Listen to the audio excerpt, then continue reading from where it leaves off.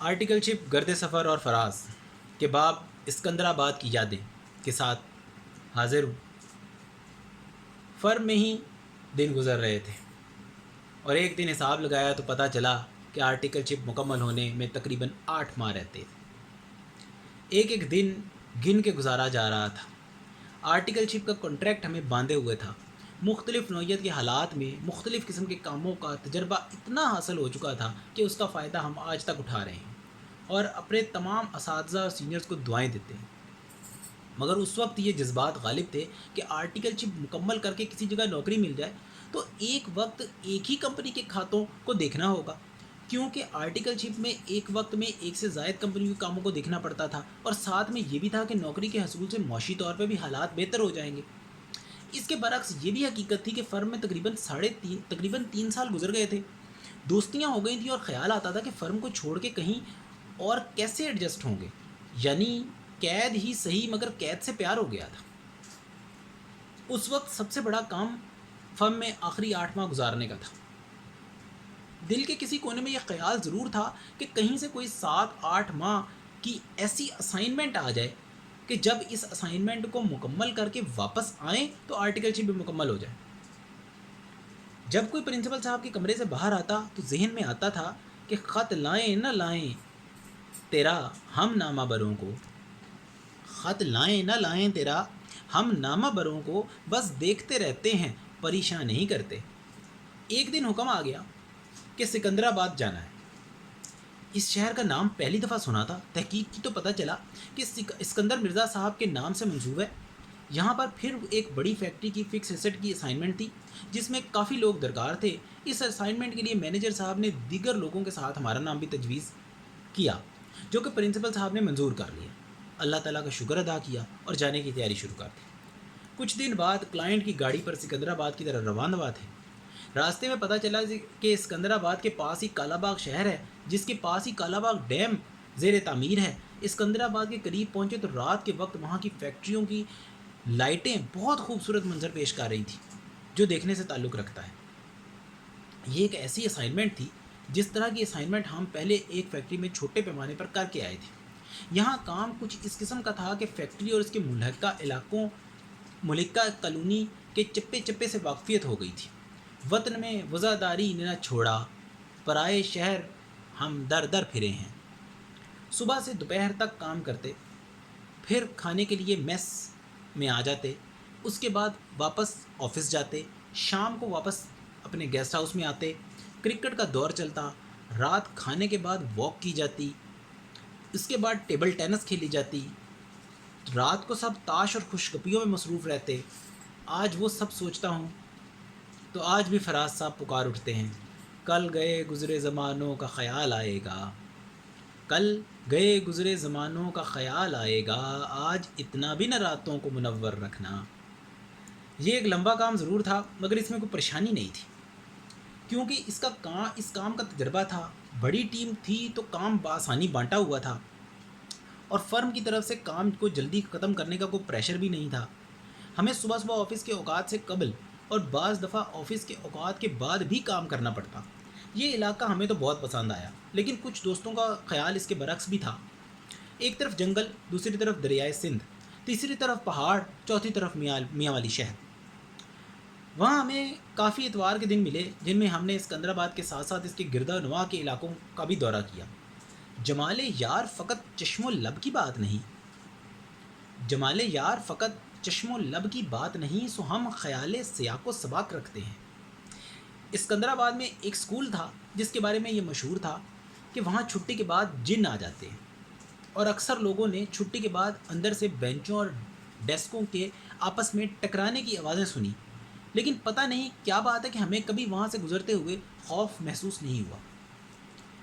ہمیں ویسے عام طور پر کبھی خوف نہیں آتا، مگر ہاں ایک واحد واقعہ ہے جب ہمیں بے حد خوف آیا۔ ہوا یوں کہ ہم ٹیبل ٹینس کھیل کے اپنے گیسٹ ہاؤس کی طرف جانے لگے، باقی دوست ابھی وہاں پر ہی تھے، لیکن ہمیں کچھ کام تھا۔ رات کے 11 بج رہے تھے۔ کلب سے گیسٹ ہاؤس کا فاصلہ پیدل 4 سے 5 منٹ کا تھا۔ یہ ایک سیدھی سڑک تھی۔ ان علاقوں میں یوں تو رات کو باہر بہت کم لوگ ہوتے ہیں، مگر اتفاق تھا کہ اس رات جب ہم کلب سے باہر نکلے تو ایک بھی شخص نظر نہ آیا۔ ہم کلب سے نکل کے مین گیٹ تک آئے تو موسم بالکل نارمل تھا، لیکن جیسے ہی ہم نے باہر قدم رکھا اچانک تیز آندھی آ گئی، بالکل اندھیرا ہو گیا، شاید لائٹ بھی چلی گئی تھی۔ ہم کلب سے باہر آئے اس لیے تیز تیز قدم گیسٹ ہاؤس کی طرف اٹھانے شروع کر دیے، مگر آندھی بہت تیز ہو گئی، اتنی تیز کہ اس کی بہت تیز آواز آ رہی تھی، اور یہ آواز دل دلا دینے والی تھی۔ درخت تھے کہ جھوم جھوم کر ہم پر گرنے کو ہو رہے تھے۔ ایک لمحے کو خیال آیا کہ موبائل کی لائٹ آن کر لیں، مگر آندھی اتنی تیز تھی کہ جب ہم نے موبائل کو استعمال کرنا چاہا تو موبائل ہاتھ سے نکل رہا تھا۔ اس دن احساس ہوا کہ باقی تمام عوامل کے ساتھ شاید تنہائی کا اپنا بھی ایک خوف ہوتا ہے۔ ہم بہت تیز تیز قدم بڑھا رہے تھے، مگر وہ 4-5 منٹ کا فاصلہ تھا کہ طے ہی نہیں ہو رہا تھا۔ بہرحال تیز تیز قدم بڑھاتے چلے گئے۔ اس پہ حیرت یہ تھی کہ جب دور سے گیسٹ ہاؤس کا دروازہ نظر آیا تو وہاں چوکیدار بھی نہیں تھا، شاید وہ اچانک آندھی کی وجہ سے اپنے کمرے میں چلا گیا تھا۔ آخرکار ہم زندہ گیسٹ ہاؤس پہنچ گئے، اور گیسٹ ہاؤس کے برآمدے میں جیسے ہی قدم رکھا طوفان اچانک رک گیا۔ یہ واقعہ عجیب تھا، جس کو شاید اب بھی ہم الفاظ میں صحیح طریقے سے بیان نہیں کر پائے، مگر اس کو لکھتے وقت آج بھی ہمارے رونگٹے کھڑے ہو گئے۔ یہاں پر خاردار چوہے بہت تھے، خصوصی طور پر جب ہم شام کو واک کرتے تو اکثر ان سے آمنا سامنا ہو جاتا تھا۔ اسی لیے ہمیں یہ تاکید کی جاتی تھی کہ بند جوتے پہن کر باہر نکلیں۔ دریا اور جنگل کے آس پاس ہونے کی وجہ سے سانپ، بچھو، خاردار چوہے اور گو کثرت سے پائے جاتے تھے۔ یہ سب جاندار ہمارے ذہنوں میں ضرور ہوتے تھے، کیونکہ جس دن ہم آئے تھے اسی دن سے وہاں کے لوگوں نے ہمیں ان چیزوں کی موجودگی اور احتیاطی تدابیر سے آگاہ کر دیا تھا۔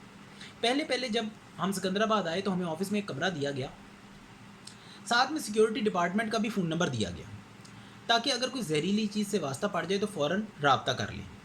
دراصل ہم سے پہلے کچھ دوست آئے تھے تو ان کو بھی یہی کمرہ دیا گیا تھا۔ ایک دن ایک دوست اسی کمرے میں اکیلا تھا اور دوسرا دوست کسی کام سے باہر گیا تو کمرے میں کہیں سے بھولی بھٹکی ایک عدد گو آ گئی۔